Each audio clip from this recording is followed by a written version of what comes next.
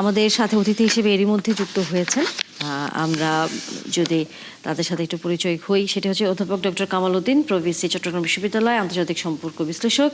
আমাদের সহকর্মী সৌদি আরব থেকে যুক্ত হয়েছেন মাসুদ রানা, এবং নিরাপত্তা বিশ্লেষক মেজর জেনারেল অবসরপ্রাপ্ত ডক্টর মনিরুল ইসলাম আখন্দ, এবং আমাদের সহকর্মী কাতার থেকে গোলাম মাওলা হাজারি, এবং কুয়েত থেকে সাদেক রিপন, তিনিও যুক্ত হয়েছেন।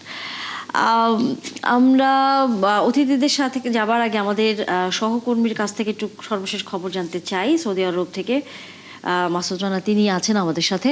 মাসুদ রানা, জানাবেন আমাদেরকে এই মুহূর্তে এই যুদ্ধের ফলে সৌদি আরবের আজকের দিনে সর্বশেষ কি পরিস্থিতি সেখানে বিরাজ করছে?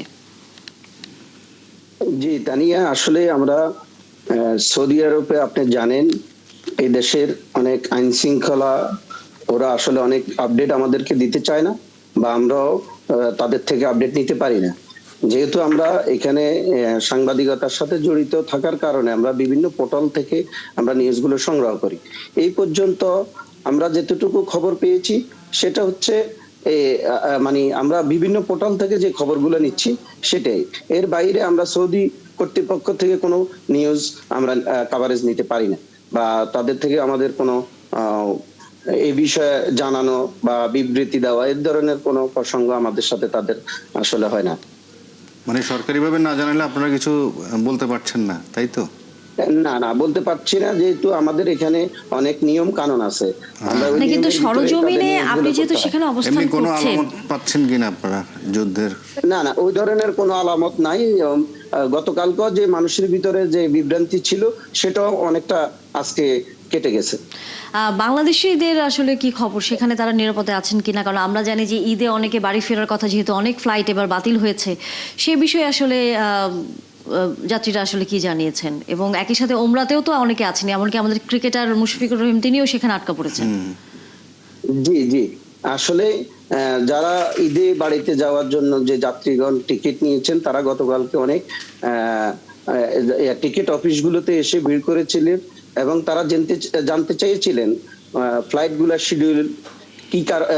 শিডিউল গুলা কিভাবে তারা খোঁজ খবর নিতে পারেন। কিন্তু আজকে থেকে মোটামুটি সেই বিষয়টাও কেটে গেছে, কারণ গতকালকের যে ফ্লাইটটা ছিল বাংলাদেশ এয়ারলাইন্সের, সেটা আজকে দুপুর 1টা কত মিনিটে এখান থেকে ছেড়ে গেছে।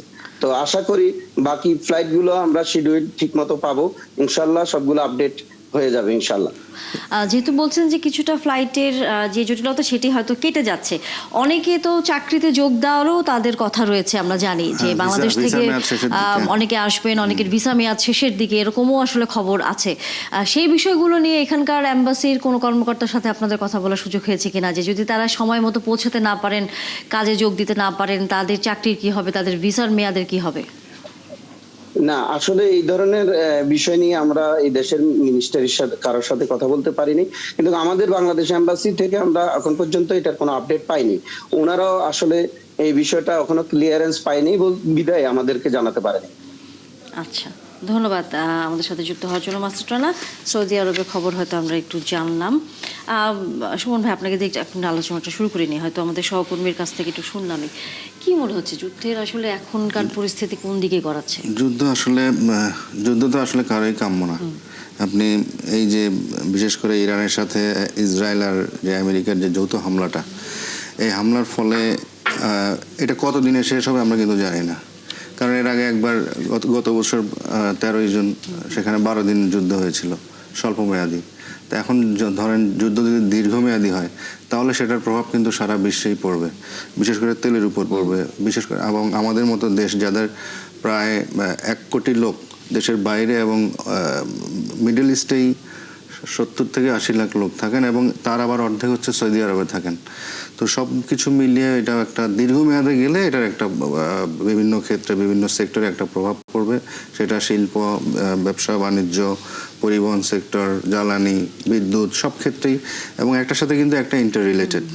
সো যুদ্ধ দীর্ঘমেয়াদী হওয়া আমরা চাই যে যত দ্রুত সম্ভব এই একটা আন্তর্জাতিক নেগোসিয়েশনের মাধ্যমে এটা যদি সম্ভব হয়, সবাই সেটাই প্রত্যাশা করবে। যুদ্ধ তো কাম্য না কারো কাছে। অবশ্যই আমরা আসলে সে প্রত্যাশা করি, কারণ দিন শেষে দেখা যায় যে বড় রাষ্ট্রগুলো যখন এরকম যুদ্ধে থাকে তখন আসলে আমাদের মতো একটু গরিব দেশগুলো নানা ধরনের সমস্যার দিন পড়তে শেষে হয়। প্রভাব- অর্থনৈতিক জায়গাটা, বাণিজ্যের জায়গাটা এক ধরনের সব বড় জায়গায় ধরনের চাপ collapse হয়ে তৈরি যায়। হয়। যুক্ত আছেন আমাদের সাথে অধ্যাপক ডক্টর কামালউদ্দিন। আপনার কাছে একটু আসতে চাই, সেটি হচ্ছে যে খামেনি নিহত হয়েছেন, আজকে বলা যায় পুরোপুরি এটি গতকাল এক ধরনের গুজব ছিল, ইসরায়েলি গণমাধ্যম বলেছে মারা গেছে, ইরানি গণমাধ্যম পররাষ্ট্রমন্ত্রী বলেছে না যায়নি, কিন্তু আজকে মোটামুটি এটা একদমই পরিষ্কার যে আয়াতুল্লাহ আলী খামেনি এখন আর বেঁচে নেই এবং তিনি তার মেয়ে, তিনি তার নাতি সহ আসলে ইন্তেকাল করেছেন। এখন আসলে ইরানের জন্য এটি এই যুদ্ধে কতটা শক্ত অবস্থানে থাকা আপনার কাছে মনে হয়, বা কেমন এখন ইরানের যুদ্ধের আসলে প্যাটার্ন পরিবর্তন করবার কোনো অবস্থা তৈরি হয় কিনা? আসলে দেখুন, মার্কিন যুক্তরাষ্ট্র এবং ইসরায়েলের মৌলিক টার্গেট ছিল তারা, আমার তাহলে তো আগের এটাকে যুদ্ধকে আমরা হঠাৎ যুদ্ধ বলতে পারছি না, এটি হচ্ছে যে একটা যুদ্ধের কন্টিনিউশন। যে গত বছরের যে যুদ্ধটা ছিল সেটি অল্প সময়ের জন্য আলোচনার জন্য যুদ্ধ বিরতি হয়েছে, কিন্তু যে মার্কিন যুক্তরাষ্ট্র এবং ইসরায়েল যে মৌলিকভাবে যে ইরানের যে নেতৃত্ব, যে তাদের যে মুসলিম তাদের যে লিডার, ওনাকে টার্গেট করেই তো কিন্তু তাদের এই যুদ্ধ। তো সেই জন্য এটি মার্কিন যুক্তরাষ্ট্রের দিক থেকে তারা সফল বলা যেতে পারে, কিন্তু ইরানের জন্য এটা একটা গ্রেট লস আমি মনে করি। কারণ খোমেনি যেরকম আনকম্প্রোমাইজিং লিডারশিপ ছিল, মার্কিন যুক্তরাষ্ট্র যে নেগোসিয়েশন করতে চায়নি সেরকম নয়।